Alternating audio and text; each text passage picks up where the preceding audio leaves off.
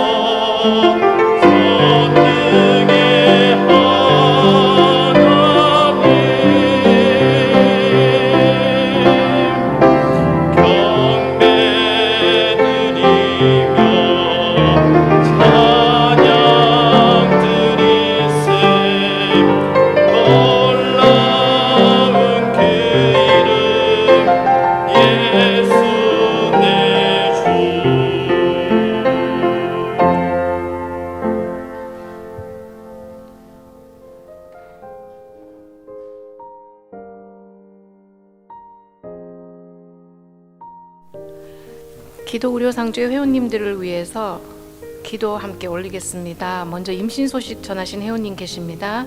텍사스의 김 회원께서 임신하셨음을 알려주셨습니다.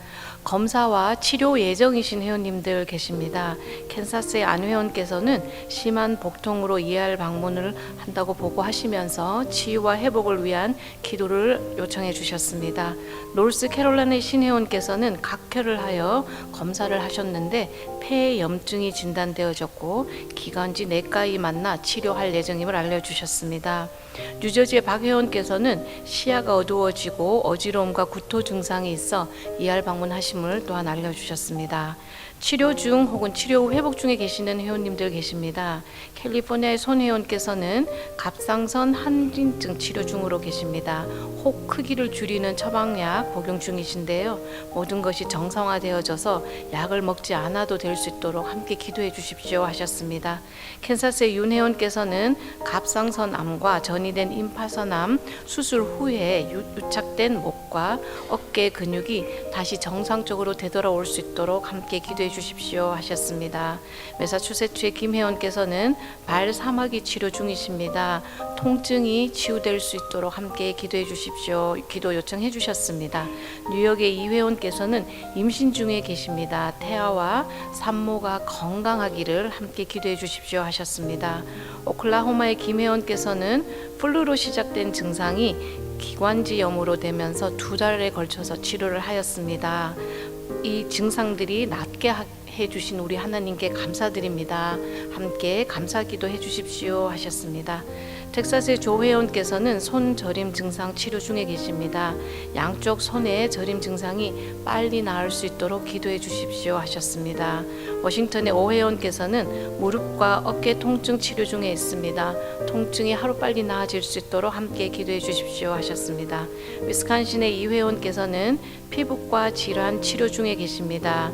질환의 원인이 되는 스트레스를 잘 조절하여서 건강을 회복할 수 있도록 함께 기도하여 주십시오 하셨습니다. 6월 22일에서 6월 28일 기간 동안 함께 나눈 의료비 내역입니다. 총 107명의 회원들에게 의료비 나눔이 되었습니다. 이 회원들이 의료기관으로부터 받아오신 원금이 66만 1,155불 88전이었습니다. 이 중에서 할인 혹은 재정 보조 등의 금액 조정이 적용된 후에 아직 진행 중에 있는 의료비를 제외하고 해당 기간 동안 정산이 완료되어서 함께 나눈 금액이 12만 4,623불 20전이었습니다.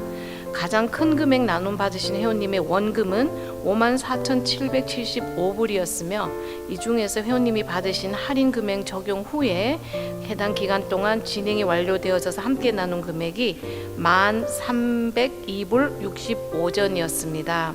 모든 회원님들의 참여로 많은 금액이지만 저희가 의료비 나눔을 할 수 있음에 감사드리며 이번 주 목록의 회원님들 외에도 장기간 동안 치료 중에 계시는 우리 회원님들, 사역자님들 계십니다. 그분들에게 하나님의 치유와 회복의 손길이 함께 할 수 있도록 다 같이 중보기도 하겠습니다.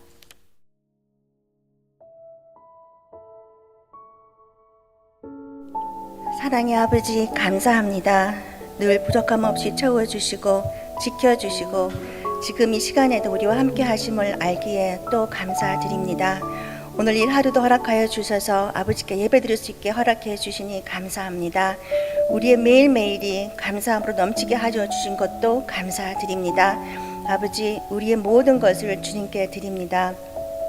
지금 이 모습 이대로 받아주시고 고치시고 채우시고 능력 더해 주셔서 아버지 일하는데 부족함 없게 해주시길 간절히 기도드립니다. 우리가 주님의 뜻을 깨달을 수 있도록 강건한 믿음 허락하여 주시고 우리에게 맡겨진 사역을 다할 수 있도록 육체의 건강도 허락하여 주시옵소서. 지금 이 순간에도 많은 아버지의 자녀들이 육체적으로 고통받고 있습니다. 그들을 아버지 품에 안아주시사 병 고침 받을 수 있도록 큰 은혜 내려주시옵소서. 아버지 부르짖으며 병 고침 받기를 원하는 아버지와 자녀들을 보살펴 주시옵소서. 갑상선 황진증, 갑상선암, 그리고 전이된 임파선으로 욕착된 목과 어깨 근육, 발사마귀, 기관지염, 손 저림으로, 무릎과 어깨 통증으로, 피부과 질환으로, 심한 복통으로, 폐염증으로, 또는 시야가 어두워지고 어지러움과 구토로 힘들어하는 아버지의 자녀들을 돌보아 주시길 간절히 기도드리옵니다. 이외에도 우리는 알지 못하나 주님은 아시오니 아버지의 따스한 손길로 위로받고 힘 얻어 병과 싸움에서 승리하는 기적을 베풀어 주시옵소서. 이들의 신음소리가 감사의 찬양으로 변하고 간증이 되게 하여 주시옵소서. 임신 중에도 아버지의 손길을 구하는 이들이 있습니다. 태아가 잘 성장하여 태어나서 아버지의 귀한 보배로 믿음 안에서 건강하게 자랄 수 있도록 항상 인도하시고 보호해 주실 것을 믿으니 감사드립니다. 아버지, 우리에게 맡겨준 많은 사역이 있습니다. 우리의 지혜로는 헤쳐나가기 힘들지만 아버지께서 그 모든 일을 주관하여 주시사 모든 일이 아버지가 계획하신 대로 아버지의 뜻을 이루시옵소서. 주님만 바라며 걸어가는 길을 지켜주시사 앞에 놓여진 산 하나하나를 잘 넘어가도록 힘주시고 지혜도 더해 주시옵소서. 아버지 사랑하는 아들 차 교수님을 우리에게 보내주시면 감사드립니다. 귀한 연주 및 간증을 나누게 할 수 있도록 허락해 주심에 감사드립니다.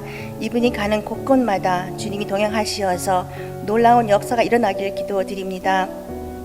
하시는 모든 일이 오로지 주님을 위하므로 아버지께 큰 영광 올리는 귀한 삶이 되도록 간절히 기도드립니다.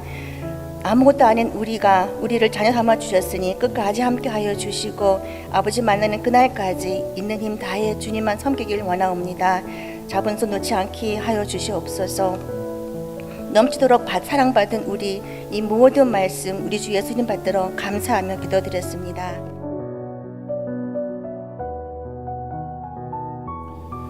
하나님의 말씀 이사야서 41장 10절 말씀 되겠습니다. 이사야 41장 10절 말씀을 우리 한 목소리로 봉독하시겠습니다. 두려워하지 말라, 내가 너와 함께 함이라. 놀라지 말라, 나는 내 하나님이 됨이라.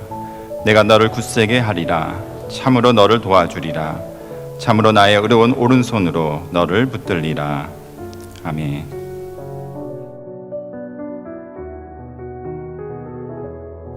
이 시간에는 하나님께서 또 귀한 또 우리 교수님을 보내주셨습니다. 현재 오하이오 라이트 주립대학의 음악원 교수 사역을 하고 계시는 차인홍 교수님이신데요. 아주 유명하신 분이세요. 거의 제 양력을 보니까 한 페이지 가득 찰 정도로 24살까지도 학위 없이 이렇게 계셨다가 장애인의 어려움을 딛고 박사까지 하시고, 우리 그 뉴스앤조이 그 발행인이신 발행인께서 같이 오셨는데요. 40년 동안 친구분이시라고 하시더라고요. 근데 우리 교수님을 말씀하시면서 하나님께서 인도하신 그 얘기를 들어보면 그 인생 자체가 간증이라고 하실 정도로 아주 하나님의 은혜에 듬뿍 젖어 계신 분이십니다. 그리고 또 저희와 또 인연이 있으신데 그 인연에 대해서 우리 또 박 목사님께서 잠깐 소개를 해주시고 또 교수님 모시겠습니다.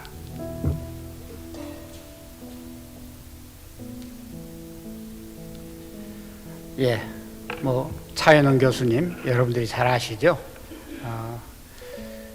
1982년도에 저희 신문이 창간 1주년 되던 해였습니다. 그때에 우리가 시카고 제1감리교회에서 첫 번 연주회를 했었는데, 그때의 동료 차 교수님 외에 4분이 더 계셨죠.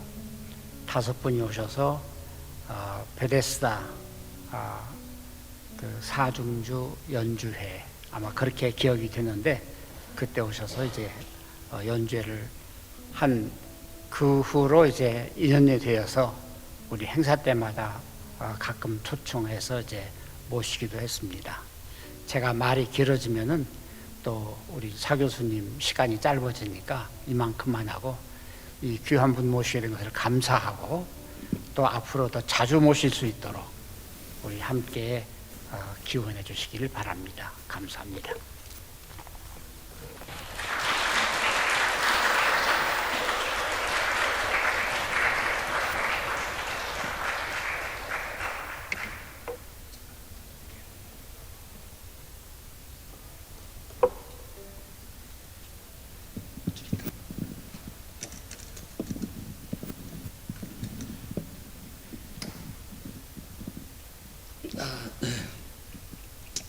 정말 감사합니다. 저는 시카고에 우리 친구 이제 뉴욕에서 이제 제가 학생 때부터 한 40년 전부터 친구가 이제 언론 일을 하고 있는데, 시카고 지금 코스타가 열리고 있습니다. 거기에 참여하면서 우리 또 박 목사님도 만나고 뵙고 싶다고 해서 이렇게 연락드려서 저는 갑자기 왔습니다. 그래서 오늘 그냥 뵙고만 가려고 이렇게 연락을 드렸는데, 목사님께서 저를 또 이렇게 정말 사랑해 주시는 마음으로 이런 또 자리에 이렇게 또 기회를 주셨어요. 그거는 저는 사랑이라고 생각해서 기쁜 마음으로 이렇게 왔습니다. 아까 말씀해 주신 것처럼 이제 82년도에 제가 신시내티 대학 24살 때였습니다. 그때 유학을 와서 좀 막막한 유학 생활을, 지금 생각하니까 제 주머니에 160불을 넣고 유학을 왔습니다. 그때부터 지금까지 어떻게 살았는지, 근데 아무튼 그 시작하는 해에 그해 신시내티 온 겨울에 목사님께서 차를 보내주셔서 밴을 타고 신시내티부터 한 6시간 걸려서 와서 시카고라는 곳을 처음 와서 연주하고 이렇게 또 수고했다고 사례비도 주셨던 그 기억이 나고요. 저희 젊은 학생들이었지만 그렇게 사랑해 주셨던 그 인연이 오늘까지 이렇게 왔습니다. 오늘 우리 이제 오늘 이 순서를 위해서 저에게 성경 구절과 제목을 어떻게 하겠냐고 연락이 왔어요. 근데 저는 뭐 설교하는 사람은 아니지만 제가 오늘 여러분께 나누고 싶은 이야기는 정말 하나님의 은혜입니다. 그래서 이사야 41장을 드렸습니다. 이 말씀을 제가 붙들고 하나님을 의지하면서 살아온 사람은 아니었습니다. 그런 처지도 못 됐고 그냥 하루하루 급급하게 살아온 허덕이면서 살아왔는데 이제 와서 되돌아보니까 하나님께서는 제 옆에서 늘 내가 너를 도와주리라, 너를 참으로 도와주리라, 너와 함께하리라, 이런 은혜를 제 옆에서 계속 주고 들려주시고 계셨다고 지금에서야 이 말씀이 제 마음에 와닿습니다. 이 말씀을 붙들고 하나님께 의지하진 신앙생활도 못했습니다. 그렇지만 제 삶에 그래도 참 다행이고 축복된 일 중에 하나라면 이제까지 한 번도 교회를 떠나지 않은 그냥 그런 축복을 누리면서 살아왔는데 이제 돌아와서 보니까 하나님께서는 그 세밀한 순간마다 저 옆에 계셨고 참으로 너를 도와주리라 이런 약속을 굳게 해주셨던 그 하나님의 그 은혜, 그거를 지금 절감하지 않을 수가 없습니다. 그것을 고백하고 싶습니다. 시간이 많지 않으니까 다음 얼마큼 말씀드릴 수 있는지 모르겠지만 아무튼 한마디로 말하면 모든 제가 1시간을 2시간을 간증해도 저에게 임하신 하나님의 은혜입니다. 저는 1살 때 소아마비에 걸렸습니다. 많은 사람들은 다쳤나 사고가 났나 이렇게 또 궁금해하시는 분이 계시는데 코로나 바이러스처럼 그냥 소아마비라는 병균이 어린 아이들한테 침입하면은 그냥 예방주사가 없었기 때문에 그때 당시 미국에는 예방주사가 있었습니다. 58년도 제가 출생인데요. 미국에는 이미 그 백신이 있었는데 한국에까지는 아직 오지 못했어요. 그래서 저희 나이 또래의 소아마비를 많이 걸렸습니다. 누구의 잘못이라고는 절대 할 수 없죠. 그래서 제 삶이 나름 이렇게 불행이라고는 얘기하고 싶지 않지만은 하여튼 또 슬픈 이런 고통의 시작이 거기서 됐습니다. 그래서 제가 6남매 막내인데 저희 부모님은 참 가난하시고 전혀 교육을 초등학교도 못 다니신 그런 어른들이시고 제가 6남매 막내다 보니까 제가 성장할 때는 부모님은 이렇게 또 연세가 있으시고 그러니까 저를 어떻게 교육시키거나 치료하거나 이런 걸 전혀 모르셨어요. 그러니까 저를 9살 때 제가 대전이 고향입니다. 대전에 있는 재활원에 저를 보내게 됩니다. 그래서 재활원이라는 곳에 가서 9살부터 지금 생각하면 엄마를 떨어져 살 수 없는 그런 나이인데 참 혹독한 그런 환경에서 9살에 제가 맡겨집니다. 그것이 저에게는 하나의 또 상처가 될 수 있고 슬픔이 될 수 있지만 아무튼 그곳에서 교육도 못 받고 치료도 못 받은 열악한 환경이었지만 참 기적적으로 거기서 바이올린을 배웠습니다. 그래서 이것이 저는 참 인생의 아이러니다. 그래서 제가 청소년이 될 때까지 부모님을 떠나서 그곳에 살게 됩니다. 그래서 또 그 과정 속에 16살 때는 또 일본으로 제가 가게 돼요. 일본에 가서 1년 동안 공장 생활을 합니다. 목공소에서 인쇄소에서 일을 하고 이런 시절도 있었고요. 저는 지금 건너뛰는 이야기입니다만은 어느 책에 그런 말씀이 있었습니다. 인생에 또 하나님의 그 섭리 가운데 하나님의 나라에서는 쓰레기통이 없다 이런 말이 있습니다. 그 얘기는 뭐냐? 우리가 불평하고 그런 일이 절대 일어나서는 안 되고 좀 웨이스트 쓸데없는 그런 시간 낭비 그런 우리 인생에 얼마나 많이 있습니까? 우리가 원치 않는 사건과 일들과 그런 기간과 환경들. 근데 하나님 나라에서는 버릴 것이 하나도 없다는 말씀이 있습니다. 그래서 쓰레기통이 없다는 이야기거든요. 역설적으로. 저도 그 말에 공감합니다. 이제서 공감합니다. 제가 소아마비에 걸린 거, 집이 가난했던 거, 그렇지만 그 재활원에 가서 당시에 부잣집, 정말 부잣집 아들, 딸 아니면 바이올린을 일반적인 가정에서 배울 수 없는 시절입니다. 피아노도 배울 수 없는 시절인데 어떻게 바이올린을 배울 수 있겠습니까? 저희 집 형편으로 제가 건강했다면 음악은커녕 교육도 제대로 못 받았을 가능성이 큽니다. 저희가 6남매 누님이 3분, 형님이 2분 계신데 아무도 고등학교 이상 나온 사람이 없어요.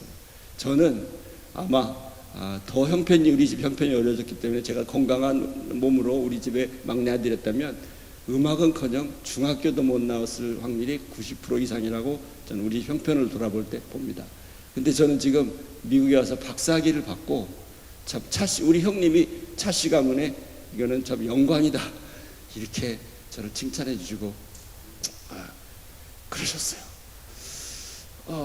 아무튼 그래서 지금 돌아보면은 그 오히려 열악했던 저 형편 그것들을 버리고 싶지 않습니다. 그것들을 쓰레기통에 버리고 싶지 않고 하나님은 과연 그것들을 다 사용해서 저의 오늘을 이렇게 이끌어 주셨고 또 그것들을 인해서 제가 뭐 저의 자랑이나 뭐 교만한 마음이 들지 않게 저는 여러분 앞에 뭐 이야기하다 보면 저의 자랑이 될 수도 있고 뭐 남들은 유명하다고 이렇게 칭찬도 받고 대접도 받습니다만은 제 마음에는 그런 우쭐한 마음이 조금도 없습니다.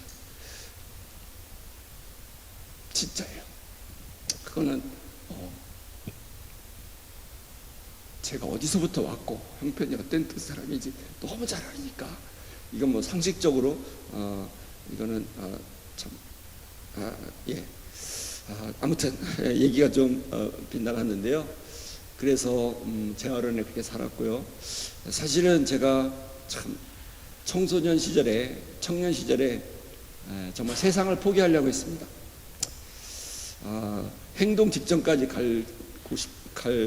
갔던 그런 참 어리석은 그런 순간이 있었어요. 근데 지금 제가 돌아봅니다. 왜 그랬을까? 근데 그것은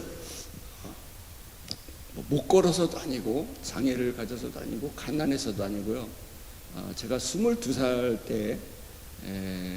때까지 그러니까 24살이네요 결국. 제 어른에서 바이올린을 배우지 않았습니까? 어느 자원봉사 여자 선생님께서 찾아오셔서 그 누추한 곳에 음악이라고 하는 소리도 들어보지도 못하고 라디오도 없고 텔레비전은 물론 없고요. 뭐 오디오 시스템도 없는 그 삭막한 곳에 바이올린을 들려준 여자 선생님이 계셨어요. 그래서 바이올린은 배웠지만 거기서 결정적인 것은 학교 공부를 못했습니다. 그래서 아까 제가 말씀드렸듯이 참 미국에 와서 대학을 다니고 석사학위를 받고 박사학위를 받고 미국 대학 교수가 됐어요.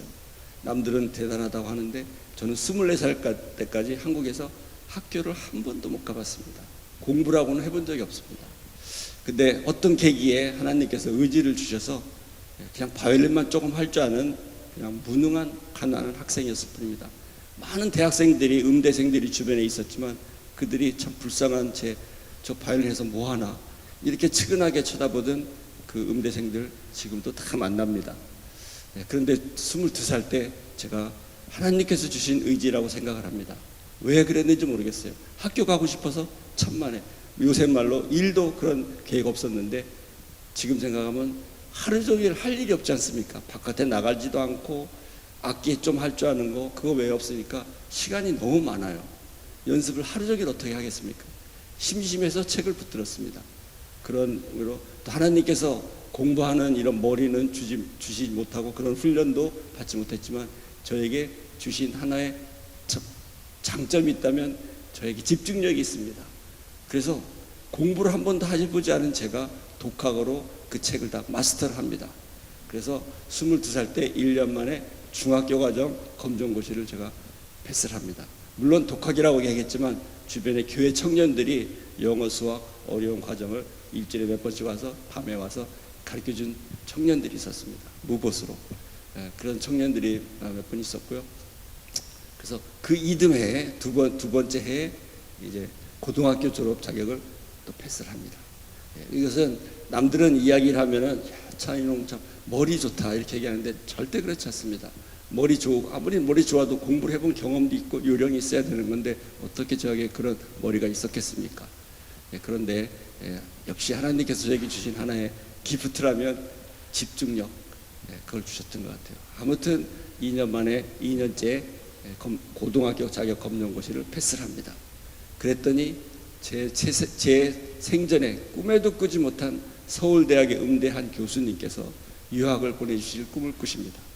이래서 검정고시를 붙은 8월에 검정고시 고등학교 패스를 했는데 그해 9월에 신신해티에 오게 됩니다. 예, 저희 부모님께서는 저를 유학을 보내주신 교수님이 누구신지 만나본 적도 없고 성함도 모르고 아무 관심이 없었습니다. 예, 단지 제가 미국에 올 때까지 좋은 선생님들께 바이올린을 계속 배웠어요. 예, 그런 교수님들을 많이 만났는데 선생님들을 처음에 재활원에 찾아오셔서 가르쳐준 선생님 그분부터 시작해서 서울의 유명 교수님들까지 레슨을 많이 받았습니다. 좋은 선생님들을 만났습니다. 제가 찾아가서 저 한번 가르쳐 주시겠습니까? 부탁해볼 처지도 못 되고 형편도 못 되는 저를 그런 분들이 늘 찾아오셔서 저를 가르쳐 주시겠다고 찾아오셨어요. 그 가르쳐 주신 선생님들을 저희 어머님, 저희 아버지가 엄마 아버지가 만나본 적이 한 번도 없습니다. 그리고 참 이 부분은 제가 생각해도 말이 안 되는데요. 저를 재활원에서 바이올린 배워서 미국 유학 올 때까지 가르쳐준 선생님들께 저희 어머니께서 봉투로 레슨비라고 해서 한번 드려본 적이 없고 그 선생님들을 만나서 식사 대접한 적 해본 적이 없습니다. 어떻게 이 세상 지금 세상에 우리의 자녀들을 누가 그렇게 부모가 레슨비 한번 선생님을 드리지 못하고 음악가로 무슨 운동선수로 미술가로 키울 수 있겠습니까? 우리 부모님께서 저를 키워주신 게 아니에요. 하나님께서 저를 그런 사람들을 통해서 음악가 되도록 이렇게 이끌어 주셨다고 밖에 저는 이야기할 수가 없어요. 상식적으로 상식적으로 가능하지 않은 일이 일어나지 않았습니까? 저는 그때는 몰랐습니다. 주변의 사람들이 야 차인홍이 참 인복이 많다. 어떻게 그 많은 사람들이 와서 이렇게 도와주는 사람을 만나느냐. 아까 말씀드리지 않습니까? 제가 한 번도 누구도 저 한번 도와주시겠습니까? 이럴 주변 머리도 없었고 형편도 못 되는 사람인데 누군가 찾아오더라고요. 그래서 음악을 계속 배웠고 그 저에게 음악에 소질이 있었으면 또 얼마나 있었겠습니까? 그런데 그 소질을 최대한 극대화시켜 주셨고 모든 기회와 그 절묘한 타이밍에 최대한의 그 상황들로 만들어 주셔서 미국 대학의 교수까지 되는 참 저에게는 엄청난 제가 누구보다 잘합니다. 여러분은 그러시겠죠. 뭐 실력이 있고 능력이 되니까 교수가 됐겠지. 여러분은 그렇게 저를 인정해 주실 거예요. 아마 설마 그래도 실력이 있고 그 말 저는 동의할 수가 없습니다. 정말 실력 많은 사람이 얼마나 많은지 여러분 잘 아시지 않습니까? 제가 뭐 박사학위 있습니다. 뭐 영어 제가 미국에서 영어를 하면 얼마나 잘하겠습니까? 24살까지 학교를 한 번도 영어를 배워보지 못하고 신시내티 대학에 미국 대학에 떨어졌습니다. 얼마나 겁이 났겠습니까? 서울대학을 나오고 명문 고등학교부터 뭐 정상적인 교육을 받은 분들도 미국에 와서 영어를 유창하게 할 수 있습니까? 그런 사람에 비해서 제가 어떻게 영어를 유창하겠습니까? 제가 지금 영어 할 수 있는 거는 기적 중에 기적의 실력이라고 저는 이야기할 수밖에 없어요. 그래도 미국 대학에서 영어로 가르치고 있으니까 제가 똑똑해서요 천만에 그렇지 않습니다. 아무튼 이제 뭐 두서없이 말씀드렸지만 제가 가슴이 벅찰 정도로 저의 약점 그런 배경을 갖고 있었습니다. 부모님의 뒷받침 하나도 없었습니다. 어떻게 오늘 이게 가능했을까요? 두말 할 설명 뭐가 필요하겠습니까? 이거는 뭐 우리 상식적으로 생각해도 가능하지 않은 하나님의 은혜. 제가 몇 년 전에 한국에서 잡지사에 인터뷰를 했습니다. 이 잡지는 그냥 음악 예술 공연 잡지입니다. 뭐 신앙 잡지가 아니에요. 근데 굉장히 유능한 글 쓰는 분이 편집장인데 저를 인터뷰를 했습니다. 나중에 그 기사를 냈다고 저희 잡지를 보내주셨는데 제가 큰 은혜를 받고 감동을 받았습니다. 그 저의 기사를 쓰기 전에 편집자가 쓰는 편집자 추후에 이렇게 서문을 썼더라고요. 거기 뭐라고 썼냐면요. 편집자 이야기입니다. 나는 세상에 신이 존재하는지 안 하는지 반신반의하는 무신론자로 평생 살아온 사람이다. 이렇게 자기 고백을 했어요. 무신론자예요. 근데 오늘 차인홍 교수의 삶이 과연 신이 존재한다는 증거를 통째로 보여주고 있다. 너무 멋있는 말입니다. 신을 믿지 않는 그 인텔리전트한 이 글 쓰는 분이 여자분이에요. 이분이 신을 인정하자면 당연히 종교도 없겠죠.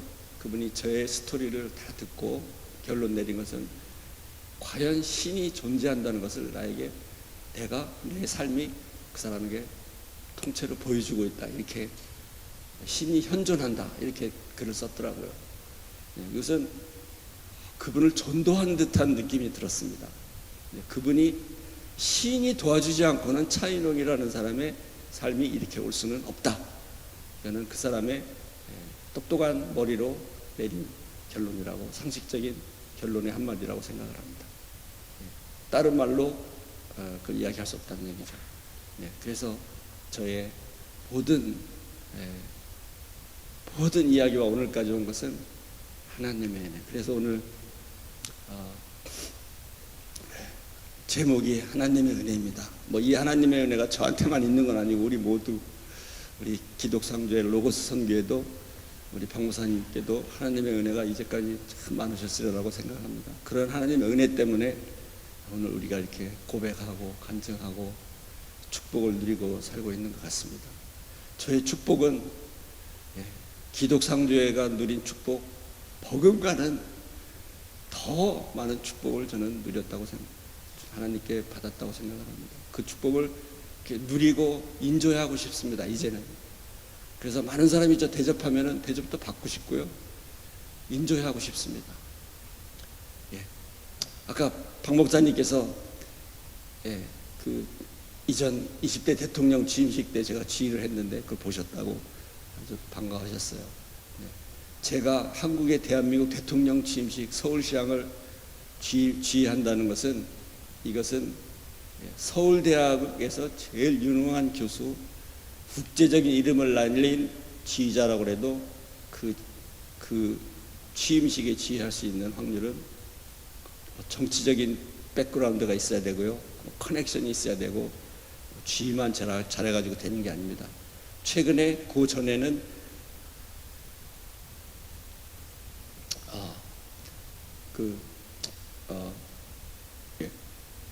우리나라 최고의 지휘자가 누구죠? 정명훈 지휘자. 갑자기 생각이 안 나요. 정명훈 지휘자가 지휘를 한 정도, 그런 정도의 분이 할 수 있는 지휘거든요. 저희 자랑이 아닙니다. 그런 일을 어떻게 가능하게 했습니까? 제가 누구한테 부탁했습니까? 저는 행정부 장관실에서 전화가 왔습니다. 제 전화번호를 어떻게 알았는지. 행정부 장관 초청으로 퍼스트 클래스 대한항공을 타고 한국에 음악하는 모든 사람은 그 지휘를 누가 하는지 다 관심사가 있습니다. 제가 얼마나 유명해졌겠습니까?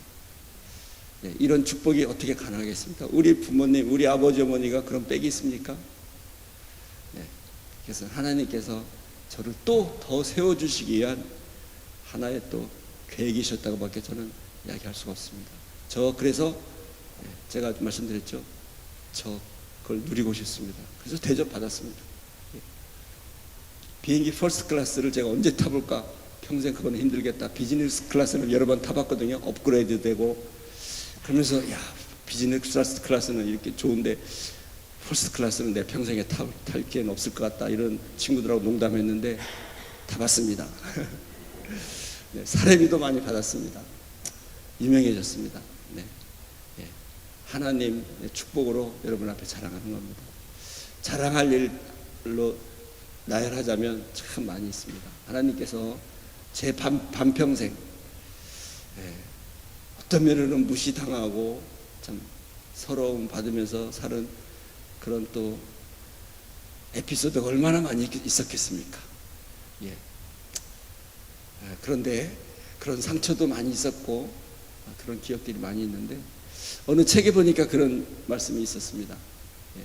모든 사람은 평생 불행하게 살 수 없게 디자인이 되어 있고 평생 행복하게 살 수만은 없다고 합니다. 반반의 인생이 다 나눠져 있다고 합니다. 고통의 시간이 반이 있으면 또 좋은 좋은 시간이 축복된 삶이 반은 있다고 합니다. 제 인생에 비춰볼 때 제가 미국 대학의 교수가 될 때가 40살이었습니다. 예. 그래서 그때까지는 참 별 소망 없이 그냥 음악 조금 하는, 또 미국에 와서 그런 후원자들에 의해서 미국을 보내줘서 박사학위까지 받는 이런 혜택을 누렸습니다. 저는 성실하게 열심히 했습니다. 그렇지만 그 실력 가지고 미국에서 자신 있게 활동할 수 있는 실력이나 자격, 뭐 된다고 얘기할 수도 있겠지만 그 정도 되는 사람이 너무 많은 게 문제죠. 경쟁이 안 되니까. 그런 과정 속에서 교수가 되면서 이렇게 대접받고 또 제 활동이 펼쳐지면서 나름 생각지도 못한 화려한 제 후반부 인생이 펼쳐지게 된 겁니다. 그래서 과연 그 책에서 얘기한 사람의 인생의 반은 좀 부족하고 불행하고 고통의 순간들이 있겠지만 또 반은 그런 보장을 받을 수 있는 그런 우리의 인생의 디자인이 돼 있다. 하나님의 섭리는 그렇게 돼 있다. 이런 이야기가 있었습니다. 여러분의 삶은 어떠신지 잘 한번 더 보시면 아마 비슷할 것 같습니다. 그래서 저의 12시까지 끝내라고 하는데 12시 넘었는데요. 금방 마치겠습니다. 제가 이렇게 어느 날 이렇게 카운트를 해봤습니다. 제가 어떻게 이 부모님의 뒷받침 없이 내 스스로의 어떤 그런 어떤 의지도 아니었는데 어떻게 내가 바이올린을 해서 음악가가 되었을까? 이것을 이렇게 생각해 보는데요. 제가 10번에 제 12살 때 바이올린을 처음 배웠는데 이제까지 오는 동안 10번의 바이올린을 그만두려고 했고 그만둬야 되는 상황이 있었습니다. 그때 저는 정말 음악을 포기하려고 했어요. 포기하는 게 아니고 그냥 자연스럽게 그만둬야 되는 상황이 10번 있었습니다. 그때마다 지금 생각해 보면 한결같이 어떤 사람이 나타나거나 어떤 일이 생겨서 음악을 그만두지 못하게 됐습니다. 근데 그 10번째가 언제냐면 그것을 간증하고 싶습니다. 제가 미국에 와서 박사학위를 받고 그때까지 제가 아까 그 24살 때 82년대 미국 유학으로 왔다고 하지 않습니까? 그때 저희 부모님은 유학을 가는지 어딜 가는지 미국에 가는지 전혀 모르실 정도로 관심이 없는 건 아니지만 모르셨고 그랬습니다. 서울대학의 이 교수님께서 신시대학에 유학을 보내주면서 제 비행기표 타고 와야 되지 않습니까? 유학을 오려면 또 오면은 학비는 다 장학금을 받았는데 생활을 해야 되지 않습니까? 이 서울대학 교수님께서 저희 부모님하고는 알지도 못하고 만나본 적도 없는 이 교수님께서 그 교수님이 여자 교수님이신데요. 그분의 친한 친구 중에 한 분이 누구셨냐면 당시 현대그룹의 정주영 회장님이 생존해 계셨습니다. 80년대니까요. 그의 몇째 며느리 중에 한 분이 이 교수님과 친한 친구였습니다. 이 그 며느리께서는 이제 아산재단, 현대그룹 아산재단의 이사장이셨어요. 그래서 이 교수님께 찾아가셔서 현대그룹에서 장학금을 받아주시고 비행기표를 사주셨습니다. 어떻게 아들이 유학을 가는데 우리 집에서 비행기표도 못 사주는 형편의 사람이 유학을 올 수 있겠습니까? 그래서 아산재단에서 비행기표 2년간의 생활비를 지원을 받습니다. 아산재단에서 직원들이 꼬박꼬박 2년 동안 돈을 보내주셨습니다. 송금해 주셨습니다. 이것은 참 지금 생각하면 말도 안 되죠. 그래서 우리 뭐 가족들이 어떻게 준 돈이 좀 아까 말씀드린 제가 정확히 160불 주머니 넣고 그때 와서 박사학위 받을 때까지 누구에게 돈 꾸지 않고 굶지 않고 살았습니다. 저희 집에서 100만 원 일불 송금 받아본 적이 없고 아무도 저를 도와준 사람이 없는데 유학생활을 10여 년간 잘 마쳤습니다. 결혼도 하고 아들도 둘 낳고 자 그래서 박사학위를 받았는데 제가 캘리포니아로 갔습니다. 기독상조회에 지금 이사님으로 계신 김태경 목사님께서 담임 목사님으로 계셨던 그 교회로 교회를 하셨는데, 한국에서부터 지금 자세히 얘기할 수 없지만 저의 친가족과 같이 저를 도와주신 그런 분입니다. 그 이야기는 또 한 장편의 스토리가 있습니다. 그래서 저는 가족 같고 형님 같은 그런 목사님 입장이셨고, 그때 게리 신학교를 다니실 때 시카고에 왔다 가기도 하고, 아무튼 그런데 그 목사님한테 무조건 갔습니다. 박사학위 받고. 그래서 그 목사님은 제가 오기를 위해서, 잡을 주기 위해서 교회 성가대 지휘자도 뽑질 않고 제가 올 때까지 기다렸다가 성가대 지휘를 해서 생활비라도 할 수 있도록, 그래서 제가 캘리포니아로 가서 아무 직업 없이 그 교회 성가대 지휘자가 됩니다. 1년을 이것저것 해보려고 노력을 했는데 잡을 잡지 못합니다. 음악으로 잡을 잡지 못하고 내 실력으로 벽이 너무 높다. 그래서 제 아들이 둘이 있는데 첫째 아들이 중학교 3학년을 졸업합니다. 그때까지 수입이 하나도 없어요. 그래서 생활고에 허덕입니다. 지금 40살이 됐습니다. 그래서 그때가 10번째 바이올린을 그만두는 순간입니다. 그래서 제가 고민을 했습니다. 이건 아니다. 내가 음악이 뭐라고, 참 주변에 창피하더라고요. 음악 뭐라고 붙들고 있어. 아들, 부인, 가족이 있는데 그냥 무능하게 이렇게 살아? 이건 아니다. 그래서 음악을 포기하자. 그래서 제가 2가지를 고민했습니다. 근데 왜 고민했냐면, 제가 학생 비자를 갖고 있는데 비자가 이제 막 끝나려고 합니다. 만료가 되려고 하면 불법이 되지 않습니까? 그래서 비자를 살리려면 어떻게 해야 될까? 박사학위를 받았기 때문에 학교를 더 갈 수는 없고 신학교를 가자. 음악 목사를 하자. 왜냐하면 비자를 살리기 위해서 내 음악 실력 정도면 신학교는 신학교 음악 목사 클래스를 어드미션을 받을 수 있을 거라고 생각했습니다. 그래서 비자를 살리기 위해서 신학교를 가자. 그렇게 생각을 하려고 알아보고 있는데 영 마음이 아니에요. 그것은 왜 그러냐? 이건 콜링도 아니고 사명감도 아니고 신학교를 그냥 비자 살리기 위해서 갑니까? 마음이 내키질 않아요.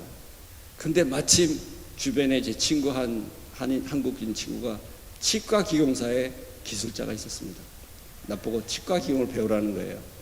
그러면 자기 사장한테 얘기해서 최소한의 생활비도 주고 영주권을 해주겠다는 겁니다. 내가 손재주에는 자신이 있습니다. 그래?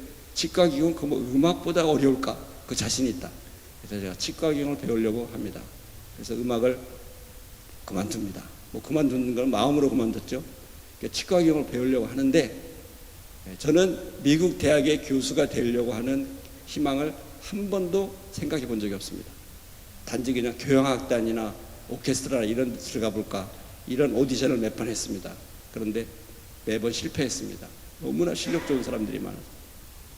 근데 치과 기공을 배우려고 하는 순간에 어느 날 제가 컴퓨터를 켰는데 이 교수 모집 광고가 제 눈앞에 딱 떴습니다. 저는 보려고 한 사이트도 아니고 아무 관심이 없었는데 제 눈앞에 딱 떴는데 제 관심이 확 쏠리기 시작했습니다.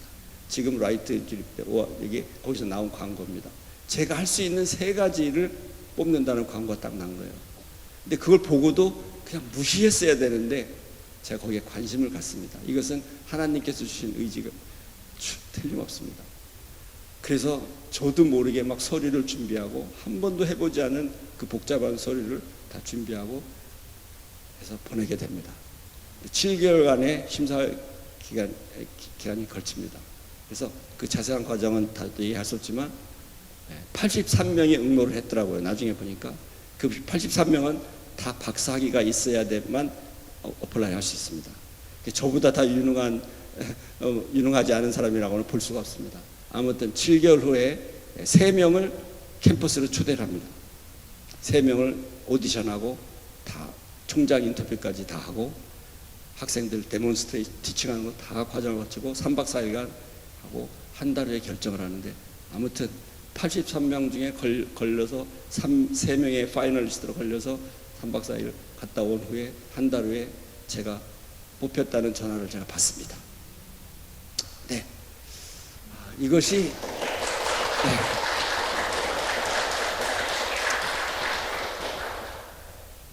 저는 그 상황도 제가 비행기 타고 가면서 분명하게 생각했던 기억을 합니다. 비행기 타고 갑니다. 오하이오로, 캘리포니아에서.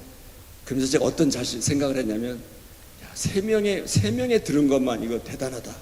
내가 어떻게 3명의 파이널리스트에서 비행기표를 보내받아서 내가 이렇게 초대를 받을 수 있었을까? 저는 거기에 굉장히 깜짝 놀랐어요. 그래, 그러면 이번에 안 될 거는 뻔하고, 가능성이 있겠다. 또 도전해보자. 이런 마음으로 갔습니다. 거기에서 제가 교수가 혹시 될까? 이런 기대는 정말 안 했어요. 제가 저를 너무 과소평가, 소극적인 마음으로 생각했는지는 모르겠지만 그런 마음을 가질 수가 없었습니다. 그래서 그런 한 가닥의 자신감, 그럼 다른 대학에 또 어플라이 해보자. 이런 자신감을 갖고 비행기를 타고 가면서 생각했던 그 기억이 지금도 생생한데, 어떻게 그 83명 중에 또 나머지 3명 중에, 나머지는 제가 나중에 보니까 다 미국 사람들이에요. 영어 잘하지, 아무리 미국에 장애인에 대한 편견이 없어요. 왜 없습니까? 미국이라고 없습니까? 사람이 사는 사회인데 어떻게 없을 수 있습니까? 법적으로는 없겠지만은, 편견이라는 거, 영어, 아까 말씀했죠? 장애인, 아시아인, 그 나머지 2명하고 경쟁했을 때 어떻게 객관적으로 그 2명을 이기고 제가 될 수 있다는 보장이 있겠습니까? 이것은 어떻게 됐든 간에 저는 하나님께서 저를 세워주시려는 그 섭리가 저는 거기에 작용했다고, 어떻게 됐는지 저는 모르겠습니다. 왜 하나님의 기적은 우리가 상상할 수 없는 일들이 일어나는 거 아니겠습니까? 참 놀라운, 저는 앞으로 시간이 너무 갔습니다.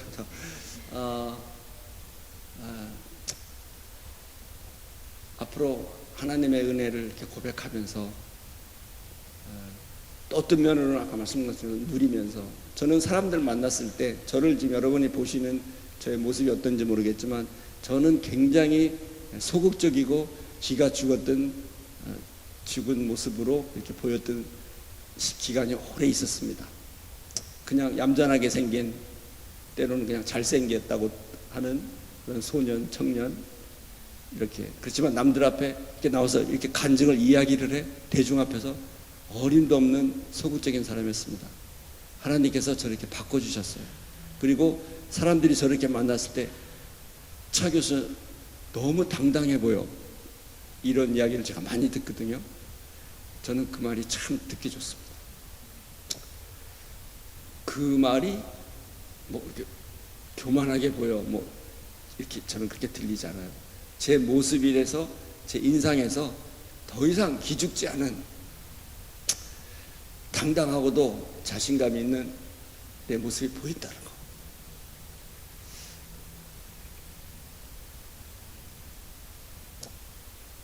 저는 그게 좋습니다. 그래서 그것들을 누리고, 또 하나님께서 주신 은혜가 분명하니까, 제가 아무리 자랑을 한다고 해도, 제가 어디 가서 간증을 했는데 정말 우리 박 목사님 정도 연세 있으신 목사님께서 저에게 찾아오셨어요. 간증을 끝났습니다. 차 교수, 나한테 이러시는, 차 교수 강단 위에서 얼마든지 자랑해, 자기 자랑해, 그렇게 말씀하시더라고요. 그래서 제가 그냥 멍하니 말을 못하고 있으니까, 차 교수가 자기 자랑을 아무리 해도 여기 들은 청중이 차 교수의 자랑이라고 들을 사람이 한 사람도 없어, 이렇게 말씀하시더라고요. 하나님이 하신 일이 분명하니까 내 자랑이 아니고 하나님이 하신 일이라는 게 너무 분명하다는 거죠. 정말 그렇습니다. 제 마음이 그래요. 그래서 오늘도 그 마음이 저에게 더 벅차고 그렇습니다. 그래서 저의 감정이 이렇게 이입이 되십니까? 제가 느끼는 저에게 대한 은혜가 느껴지십니까? 그래서 오늘 같이 공감해 주시고, 정말 하나님의 사랑과 은혜, 한 사람한테 임했을 때 참 놀랍다. 제가 참 많은 말씀을 드릴 이야기도 많고, 오늘 제가 참 마음이 편해요. 긴장되지도 않고요. 굉장히 제가 지금부터 1시간 더 할 수 있을 것 같아요. 너무 편하고 가족 같고 예 그렇습니다. 한마디만 더 하고 이제 정말 마칠게요. 저는 제 삶을 통해서 깨달은 게 있다면 받아들인다는 것을 깨달았습니다. 받아들이는 것이 중요하구나. 그거는 지금 우리가 사는 이 사회에도 필요한 메시지라고 생각해요. 어떻게 우리 형편이 다 똑같을 수가 있습니까? 또 우리에게 닥치는 불행이랄까 고난 이런 걸 다 어떻게 피하고 또 다 어느 사람은 돈도 많고 어떤 사람은 가난하고 불공평한 세상 참으로 야속하지 않습니까? 이런 일들이 건강 누가 장담할 수 있습니까? 그런 것을 우리가 어떻게 해야 될까? 그래서 저는 받아들여야 된다는 것이 굉장히 중요하다고 생각합니다. 제가 미국에 와서 하나의 느낀 거는 선진국이라고 하는 미국에서는 미국 사람들은 받아들이는 걸 참 잘 고통, 환난, 이런 어떤 재난 이런 것을 잘 받아들이지 않습니까? 장례식에서도 마음 아프고 힘든 죽음 앞에서도 받아들이는 그런 문화를 저는 보고 깜짝 놀랐습니다. 통곡할 만한 일임에도 불구하고 받아들이는 그런 성숙한 그것이 서양 문화 중에 하나라고도 생각을 했고요. 근데 우리에게 필요한 이야기였어요.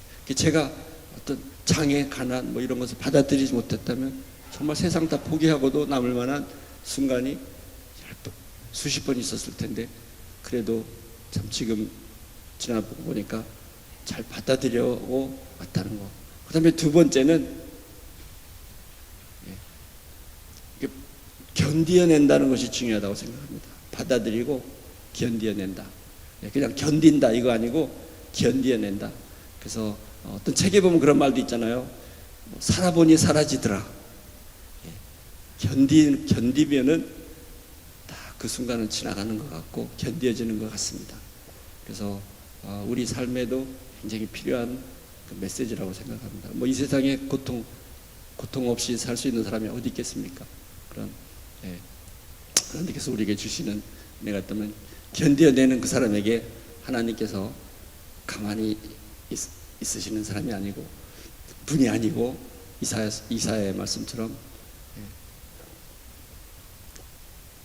굳세게 너를 참으로 도와주리라 함께 해주리라고 약속하신 그런 하나님의 그 말씀이 분명한 것 같습니다. 정말 죄송합니다. 시간이 많이 가는데요. 하나님의 은혜. 그래서 제가 지금 연주 바이올린으로 마지막으로 하나님의 은혜를 연주하겠습니다. 이 하나님의 은혜를 제가 연주하기 시작한 지가 최근에 연주하게 됐는데요. 제가 왜 이 곡을 연주하게 됐냐면요. 어느 날 유튜브를 듣는데 여러분 다 아시죠? 근데 여기서 가사가 계속 등장하는 가사가 있습니다. 내가 나된 것은 다 하나님의 은혜라.